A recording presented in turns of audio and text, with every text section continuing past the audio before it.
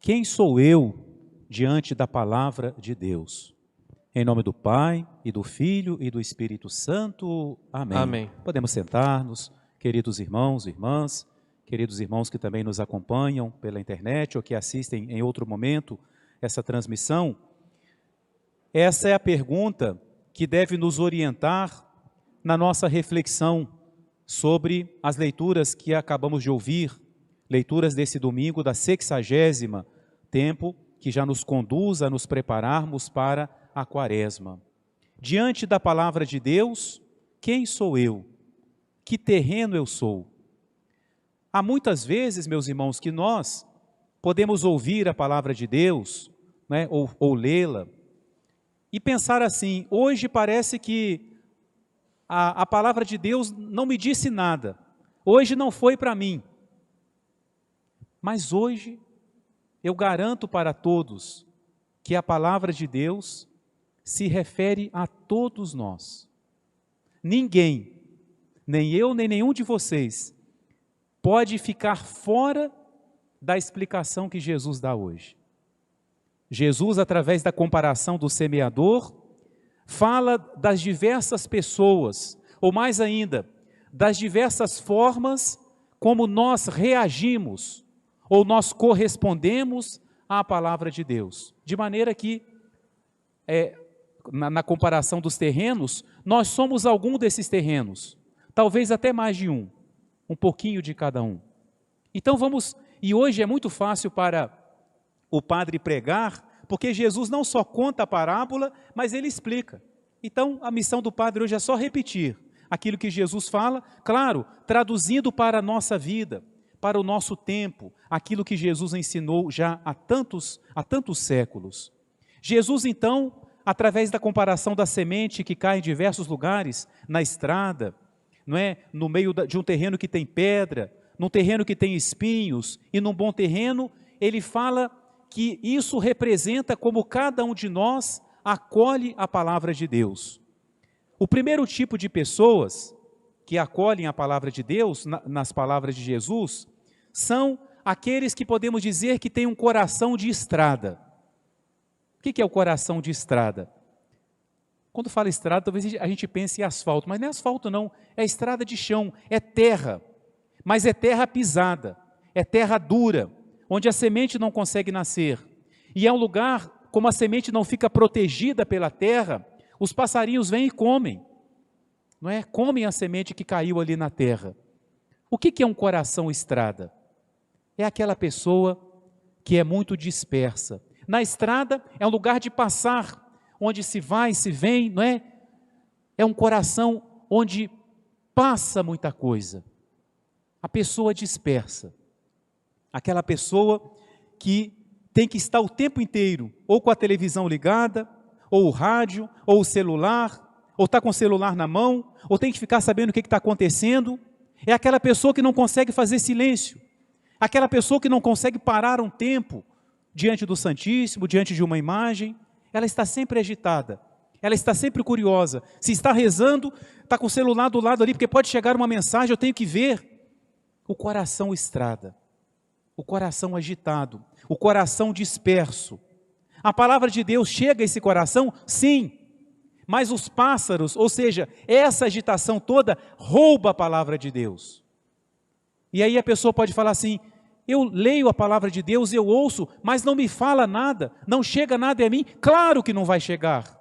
Como que você vai conseguir assimilar a palavra de Deus, se o seu coração é tão agitado? Se no seu coração não houver silêncio, recolhimento? Ao falar disso hoje, é inevitável nós falarmos desse aparelhinho que aí está sendo usado para o bem, não é? O celular. Eu achei engraçado um dia uma pessoa falando, ela saiu do carro, esqueceu o celular, aí voltou e falou: peraí, eu tenho que pegar meu órgão. Eu falei: pegar o quê? É o meu órgão, porque isso aí faz parte de nós, é como o fígado, como o rim, é parte nossa, é um órgão, está separado do corpo, mas a gente não vive mais sem isso. E é verdade. Mas como que a gente usa esse órgão que foi acrescentado a nós como um apêndice? Como é que eu uso?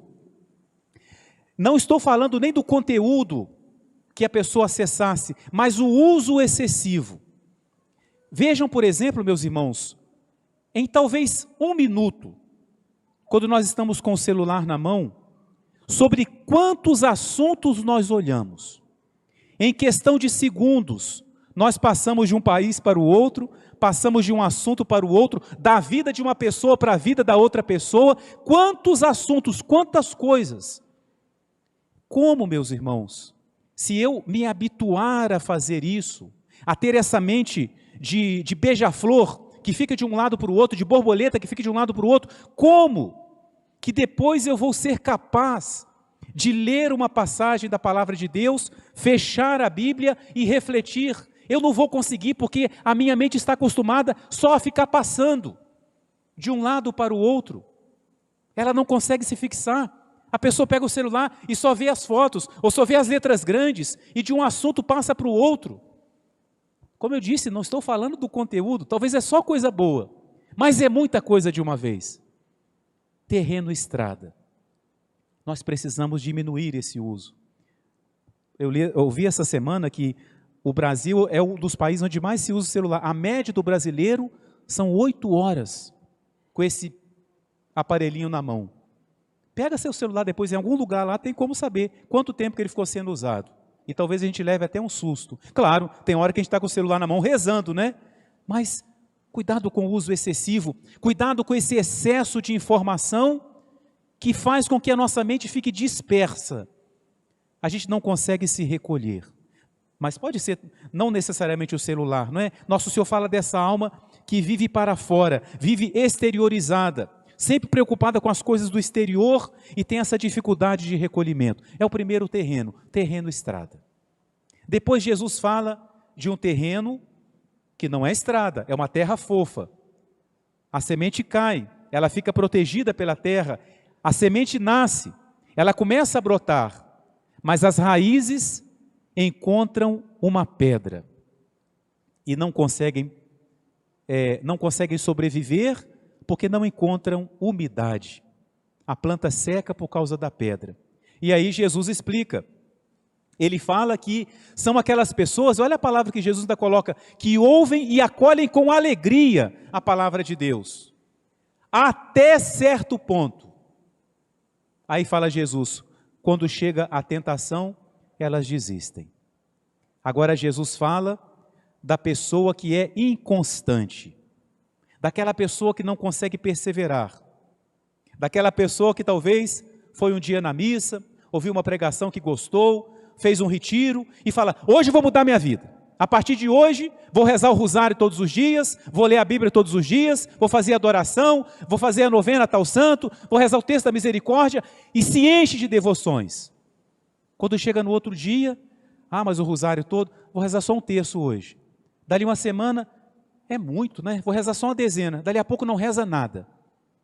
Faltou o quê? Primeiro que nós não devemos fazer todas as devoções. As devoções aprovadas pela igreja, todas são boas. Mas nós não podemos fazer todas. Não aguentamos, não conseguimos. Então, como dizia o santo, o que eu devo rezar? E disse o santo, pouco, mas sempre. A constância, rezar sempre, ter essa constância, não é? Não é fácil. Perseverar não é fácil. Fazer a mesma coisa todos os dias não é fácil. Rezar o terço quando eu não estou com vontade. Fazer uma adoração quando eu não sinto nada, quando eu não estou com vontade. Mas essa oração é que vale muito, meus irmãos. Mas eu não sinto nada. Rezar não é sentir. Essa oração de secura, essa oração árida, essa oração, você reza como se estivesse diante de uma muralha, sem ver nada, sem sentir nada, mas você reza, essa oração que vale. Porque você não está rezando porque te faz bem. Eu rezei, eu senti uma coisa boa. Rezar não é necessariamente sentir. Estamos falando da fé, e a fé não é sentimento. Então, perseverar. Diante das dificuldades, não desanimar. Quantas coisas, meus irmãos, nós já nos propusemos em nossa vida. Quantos bons propósitos nós já tivemos e não conseguimos levar adiante. Sejam propósitos espirituais e até mesmo coisas materiais, boas, e não conseguimos levar para frente. Temos que nos perguntar por quê? E Jesus responde, é porque tem essa pedra. a pedra do desânimo, a pedra da monotonia, a pedra do cansaço. O que Deus fez com o povo quando tirou do Egito para purificá-lo? Colocou o povo para andar em zigue-zague como uma cobra durante 40 anos no deserto. Se fosse linha reta era rapidinho, mas passaram 40 anos. Foi uma provação da constância, da perseverança. No deserto, na aridez, de dia o sol, de noite o frio. E tantas provações. É assim o caminho do cristão, é o caminho do deserto. Até chegar à terra prometida, nós precisamos pedir a Deus essa constância, não desanimar. E para que a gente possa perseverar, agora não é nem no plano espiritual, eu aprendi isso e eu tenho para mim que é verdade, que para uma coisa virar hábito na nossa vida, por exemplo, rezar o terço, fazer a oração que for, ou mesmo algum hábito comum, até uma atividade física, para virar um hábito na nossa vida, você tem que fazer ao menos durante 2 meses seguidos, sem interromper, todo dia. Depois de 2 meses, aí a sua, a sua alma, a sua inteligência, a sua pessoa já entende como algo que faz parte da sua rotina. 2 meses, não é um dia nem 2, né? Então a perseverança, a constância, para não sermos esse coração que tem uma pedra que não deixa perseverar. Depois Jesus fala do terreno, terra boa, sem pedra, e a semente então tem mais chance de crescer, porém a semente não está sozinha, juntamente com ela tem mais coisas, tem os espinhos, e o espinho sufoca a semente. Jesus fala que são aqueles que ouvem a palavra de Deus, mas eles estão cheios de preocupações, inquietações e prazeres. E por isso essas coisas sufocam a semente. Aqui nosso Senhor está falando daquele coração, daquela pessoa que alimenta vícios, alimenta apegos que vão contra a palavra de Deus. Não é? O apego ao pecado. Isso, meus irmãos, pode se referir a uma coisa grave, não é? Ao apego a um pecado grave, mas também a coisa simples. Claro, primeiramente temos que romper com aquilo que é coisa grave. Nós devemos sempre na oração pedir a Deus essa graça. Senhor, dai-me a graça de tirar do coração o apego ao pecado. Dai-me a graça de querer deixar o pecado. A gente pode se confessar até todo dia. Mas se nós não trabalharmos para tirar do coração o apego ao pecado, nós não vamos mudar. Deus dá a graça, mas Ele pede a nossa colaboração, não é? Então o pecado sufoca o coração, sufoca a vontade fica fragilizada, fica fraca. Então pode ser algo grave, mas pode ser também uma coisa mais simples. Algo que não te separa de Deus, mas esfria no seu coração a caridade. E São João da Cruz fala assim, que um pássaro, ele não pode voar se ele estiver preso, seja por uma corda ou seja por uma linha. Está preso do mesmo jeito. E São Jerônimo fala assim, uma frase muito bonita, de que servem as asas se o pé está amarrado. Imagine uma águia que pode voar tão alto, mas se ela tem os pés presos, de que servem as suas asas se ela está presa? De que servem, meus irmãos, bons propósitos? De que serve a gente falar que quer ser de Deus? Falar, meu Senhor, meu coração é para Ti, mas se eu não desapego o meu coração, Jesus olha e fala, meu filho, como que eu entro aí, nesse espinheiro? Não me cabe aí. O coração, o espinho. É preciso arrancar esses espinhos do coração, para que haja espaço para Deus, para que essas coisas não sufoquem o nosso coração. Mas talvez, meus irmãos, talvez até agora eu não falei nada para nenhum de vocês, porque não são somente esses terrenos, ainda há mais um terreno. Não podemos ter essa visão pessimista, negativa, achando que tudo está errado.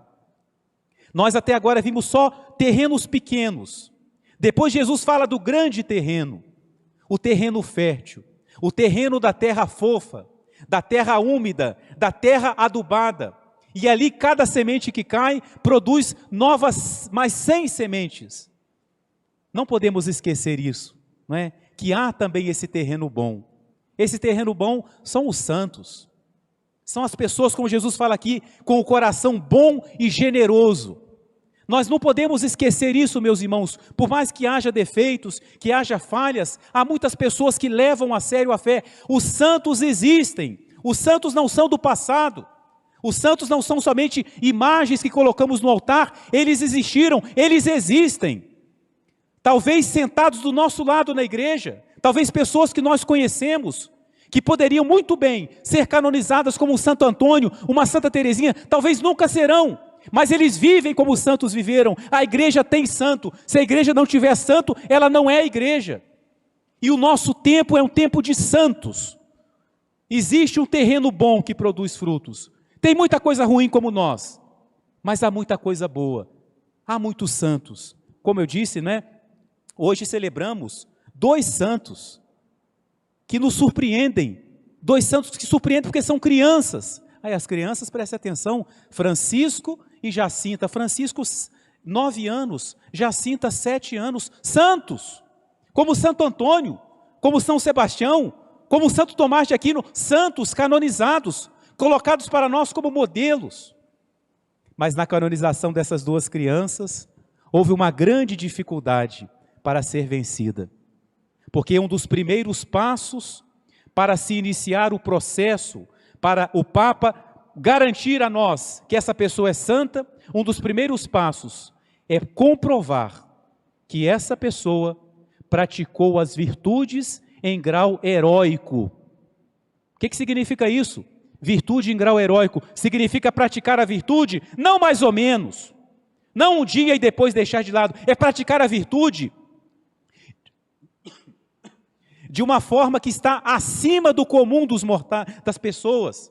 Não é simplesmente aquilo que é humano, é fazer algo que só tem explicação sobrenaturalmente. É heroísmo, é viver a virtude com heroísmo. E como provar isso em crianças? Que elas tinham noção do que é a virtude. Mas eles foram tão santos, que foi possível comprovar que a Jacinta, com 7 anos, praticou as virtudes em grau heróico. Que o Francisco, de 9 anos, praticou a virtude em grau heróico. A Jacinta, por exemplo, só para dar esse exemplo, ela quando já estava doente, né, Nossa Senhora apareceu para ela de novo e falou assim: Jacinta, você quer ir para o céu imediatamente, ou você quer ficar aqui na terra e sofrer mais? Eu não pensaria 2 vezes não, ir para o céu, ainda vou pensar em ficar mais nesse vale de lágrimas. Mas a Jacinta não tinha o coração como o meu. O que ela falou? Se é para ficar na terra, para sofrer pela conversão dos pecadores, eu fico. Uma criança, meus irmãos, de 7 aninhos. E ela sofreu, porque ela ficou doente, foi transferida para um hospital longe da sua cidade, e lá ela ficou sozinha, sem a companhia da mãe, de ninguém da família, morreu sozinha. Foi o que Nossa Senhora pediu a ela, para converter os pecadores, e ela disse sim ao que Deus pediu. Temos o exemplo também hoje de São Paulo, a primeira leitura. Meus irmãos, eu fiquei refletindo agora durante a missa, algo que eu não tinha parado para pensar. Se uma pessoa pegar esse texto de São Paulo, aqui a segunda parte, vai falar assim: quem que é esse homem fraco? É um homem fraco, um homem que fala que tem um espinho na carne, um homem que fala das suas fraquezas. Quem é esse homem fraco? Mas se a gente ler um pouquinho antes, é um homem que foi levado ao 3º céu, que viu o céu e voltou e não pôde falar nada. Mas esse homem fraco, que se alegrava das suas fraquezas, antes era um perseguidor da igreja e foi transformado. E essa é a nossa esperança. E agora eu volto para o Evangelho. O terreno estrada, o terreno pedregoso, o terreno espinhoso pode ser transformado. Esse bom terreno não foi sempre assim não. Não necessariamente ele foi sempre assim. Ele foi modificado, ele foi transformado. E essa é a nossa esperança. Se nós, de alguma forma, nos identificamos com o terreno estrada, podemos pedir a Jesus que passe no nosso coração o arado, para destruir essa terra dura. Se Ele perceber que no nosso coração há pedra, que Ele quebre essa pedra, que Ele realize em nós aquilo que Ele promete pelo profeta: tirarei de vós esse coração de pedra e vos darei um coração de carne. Se percebemos que nosso coração há espinhos, há outras coisas, peçamos ao nosso Senhor que arranque isso do nosso coração. Peçamos essa graça através de Nossa Senhora. Abramos o nosso coração. Jesus fala que o Pai é agricultor. Deixemos então o Pai cultivar o nosso coração, para que assim nós possamos acolher a palavra de Deus e produzir em nossa vida os frutos que Deus espera de nós. Em nome do Pai, e do Filho e do Espírito Santo. Amém. Amém.